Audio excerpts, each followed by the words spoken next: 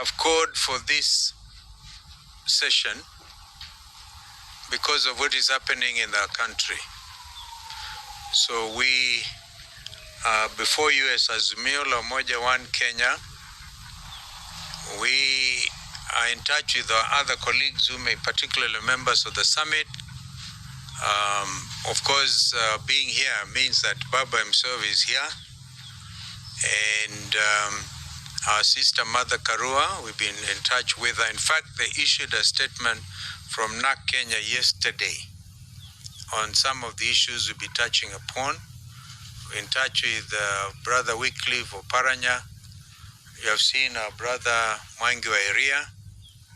Mheshimiwa J.N. Kioni is in Deragwa, but he's part of what we are saying today. And Mheshimiwa Wajakoya also is in Ingo, in Western Kenya, is part and parcel of the statement today.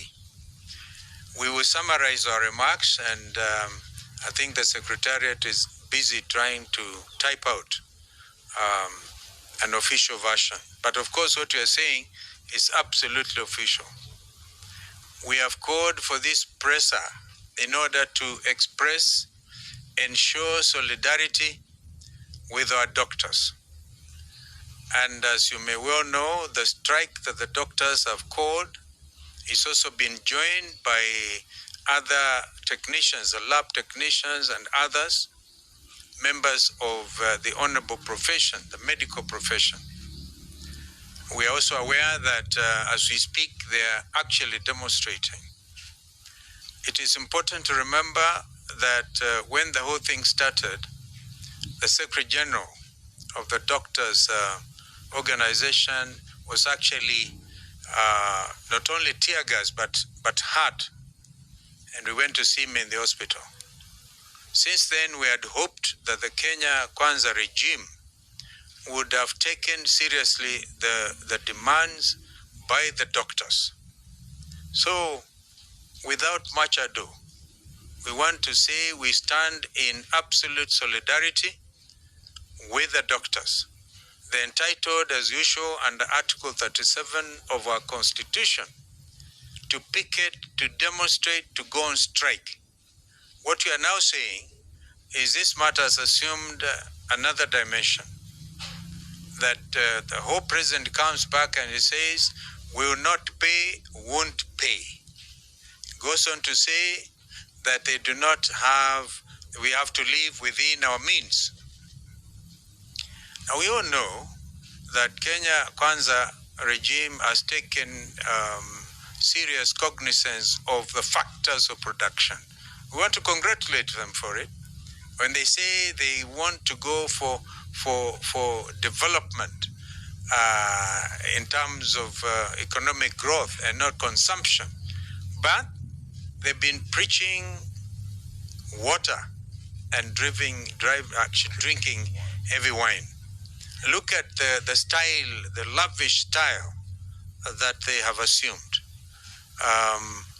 If only they could cut down, because during the National Dialogue Committee meetings, we were able to address some of these issues. And a statement issued that they were going to cut down on travel, for example, that those traveling, say, within the region will all fly economy.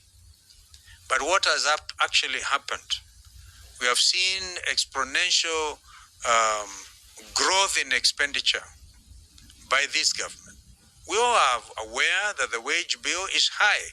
But the way to handle the high wage bill is not to deny people rights. After all, they are collecting so much in terms of taxation. Everybody now, even you members of the press, wherever you are now having to pay through your nose, for the affordable housing levy, actually a tax.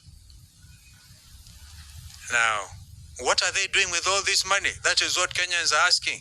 Why don't you have collected all the money from every Kenyan, bleeding, literally, bleeding the economy in order to get money? So we can only come to one conclusion, that this is an extravagant regime. They want to be able to milk every penny out of the Kenyans. and be able, and then even refuse to pay the doctors. We have established this morning that over 500 Kenyans have lost their lives following the doctors' strike. You may even want to compare that to Shakahola. And it looks like nobody seems to care.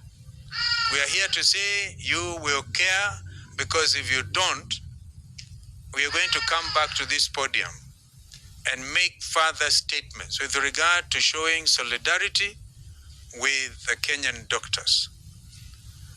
I want to ask either Mwangi or Eugene to talk to you about the fake fertilizer. It's sort of a product of heavy corruption. All what you are seeing really smacks of nothing but pure corruption. This is why they are unable to manage, and this is why there's so much contradiction even on the matter of the fertilizers. Well, Kenyans may probably remember the Americans one time at the famous Watergate scandal. What is happening here is a government being led primarily by one scandal after another. And they don't seem to care. You know, that attitude, yeah, mutadu. And the beauty about, or really, not the beauty, the unfortunate thing about us as a country, as Kenyans, is we forget about these scandals. As soon as they are dealt with, at least they have some kind of semblance of peace, and Kenyans forget. Now, this time, we are calling on our nation, on all citizens of goodwill, to take note of every scandal and hold this government to account. We've been actually discussing, and we are watching that space. But for now, we've decided to issue a very clear statement that we are in solidarity with our doctors. That means if in fact, I think it was Eugene who was calling on one CS to resign. Personally, I don't think I have a lot of regard for these CSCs. Whether they resign or they don't resign, they are part and parcel of a regime that is failing its citizens. We are consulting. We are consulting, and if they do not stop this strike, obviously Kenyans are free to join.